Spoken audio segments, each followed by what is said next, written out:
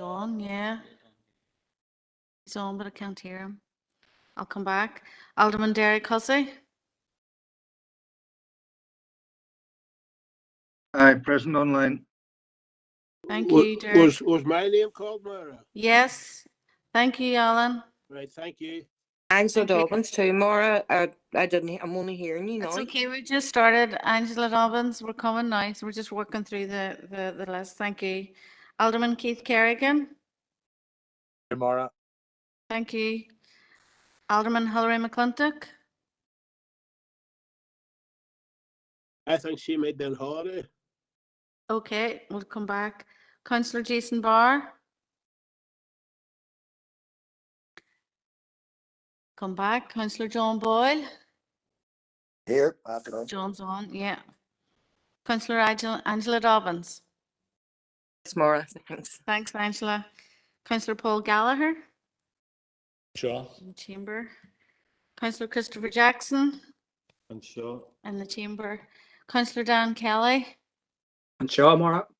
Thank you, Dan. Councillor Kieran Maguire. Let's see, Kieran. Come back just in case. Councillor Philip McKinney in the chamber, and Councillor Sean Mooney Here. in the chamber, and Councillor Damien Mullen. Apologies, Maura. Apologies.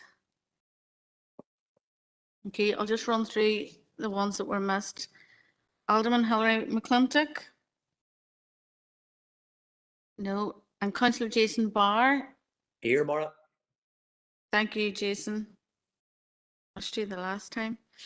I think that's us, Chair. Thank you. Oh, Councillor Maguire. No, not in the chamber, not online yet. Thank you. Thank you, Chair. Okay, the remote statement. I'd like to remind everyone present at this meeting in the Guildhall or in the attendance remotely that this meeting will be broadcast live to the internet and will be capable of repeated viewing. This broadcast may be terminated or suspended in accordance with our protocol. Due to your attendance at this meeting, you are consenting to being filmed and to the use of storage of those images for broadcasting or training purposes and for the purpose of keeping historical records and making those records available to the public. Members and approved speakers are reminded to only have their mics and cameras on while speaking at the meeting and to use the chat facility to highlight requests to speak. A copy of the Council privacy notice may be found on the Council website www.derrystrabane.com.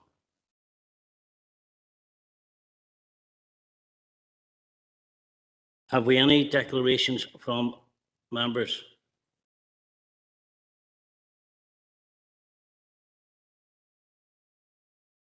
Okay, I see no declarations. If you do have one, speak before the item, please.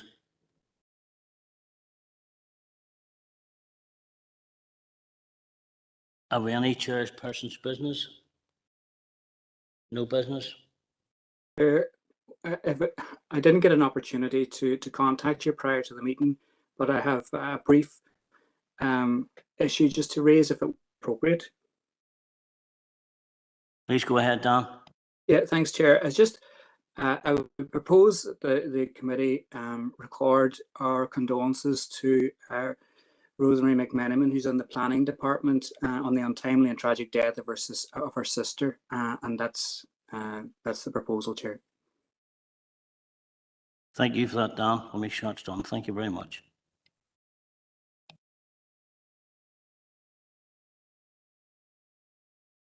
Okay, members, we're going to move on to item 6, DFI consultation on draft development plan practice noted DPPN 11, pages 1 to 20, and Pontius is going to take us through that.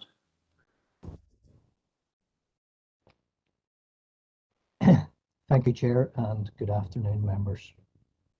The purpose of this item, the first item, item 6, is to advise members that an informal consultation has been received from DFI Strategic Planning. It's in relation to a draft development plan practice note number DPPN 11. It deals with the stage of LDP preparation from receipt of the independent examination report up to the adoption of the development plan document, whether it's the draft plan strategy or the local policies plan. Members be aware, DFI has published a series of these development plan practice notes. This is number 11.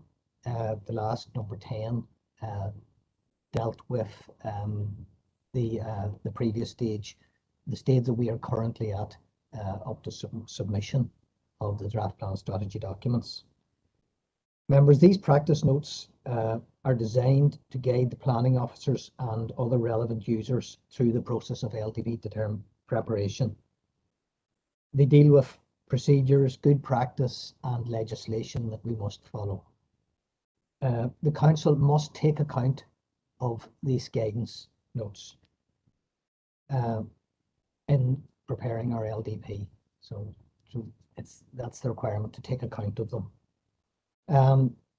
DFA, as I said, have written to us and they're invited comments on an informal basis before the end of September on this.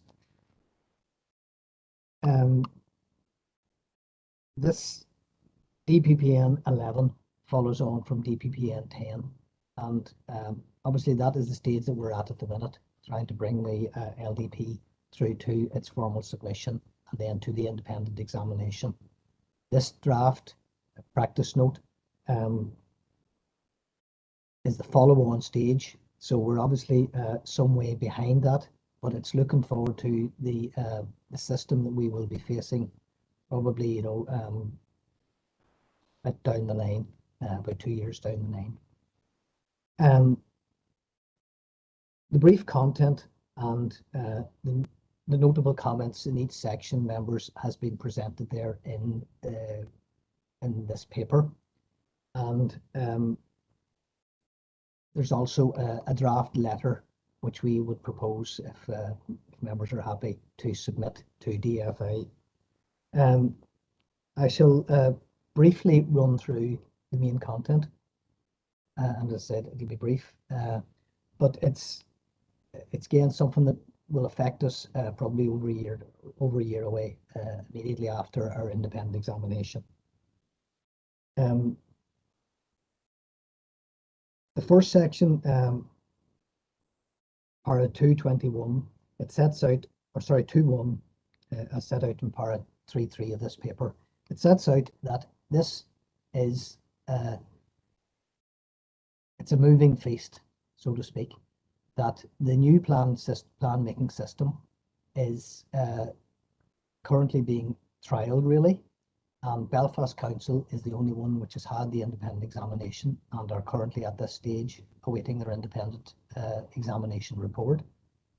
So at the outset, this paper says that that the DPPN 11 will be flexible and is likely to be changed later on, depending on the experience. The second point is that the PAC, after the independent examination, will provide a reasoned report, whether they think that the plan and its changes are sound, and if there are modifications that can be made that would make it sound readily. So obviously, until the first of the IE reports come out for Belfast, no council is aware of just how detailed the PAC reports will be, and whether they will be constructive or whether they'll be extensive, or whether they could basically say, sorry, it's not sound, or whether they will be heavily onto, if you make these changes, they will be sound. So that's the first point. In part 3.5 there, we highlight that there's built into this DPPN is that there's a fair bit of flexibility. The PAC are not firmly committed as to how long it will take to produce their independent examination. They've currently indicated that they would expect to do it in 5 months after the independent examination. and then they will send it to the DFA. DFA have indicated that they expect it to be 2 to 3 months, but dependent on the detail, the nature of the independent examination reports, we could expect that there could be slippage. So obviously this requires flexibility, but again, that makes it difficult for council in terms of our deciding on a timetable as to how long, when we can expect to get through our own LDP stages. Section 5 deals with the binding report. The PAC will issue a recommendation report to DFA, and DFA will consider it, and then they will issue a binding report on us, the council. So that section deals with what happens there. The binding report will either ask the council to adopt it as it is, adopt it with modifications, or hopefully not, to withdraw the draft plan strategy and come back with another version. We've picked up on a point there that the DFA say that they will not release the independent report or recommendations in advance of their own binding report. And we would feel that that possibly is a negative aspect, and there doesn't seem to be any scope for participation or discussion with the council on the content of the independent examination report. Again, that has implications and would need to be carefully thought through in terms of the timing of that release and when it goes public, because at that stage members would be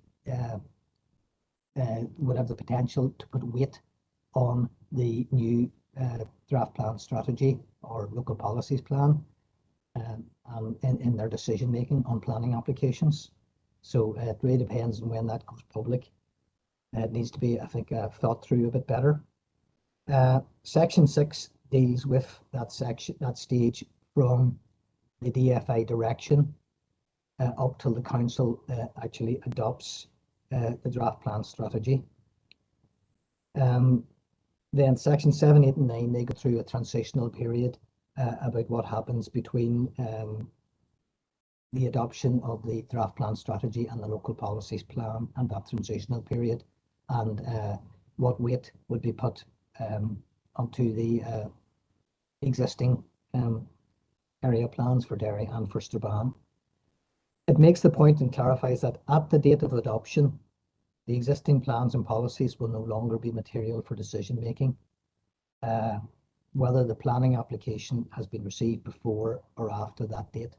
So it very much is in accordance to this guidance, it would be pretty much a guillotine. So on the date of adoption, all decisions after that date, regardless of whether they've been in some time or not, be primarily on the new LDP. Then section 10 and 11 are about monitoring and how the draft plan strategy and local policies plan will be monitored, and an annual monitoring report submitted to the DFA. So members, we have included there at Appendix 2 a draft response letter, and the recommendation, members, is that if you are happy with the points that have been raised, that we will submit that letter to DFA before the end of the year. Happy to take any questions or queries, members.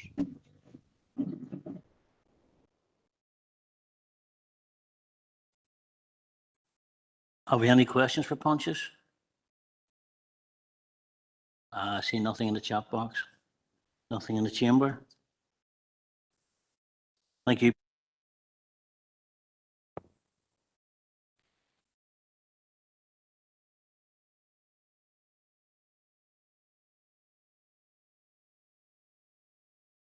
Okay, members, going into confidential, please.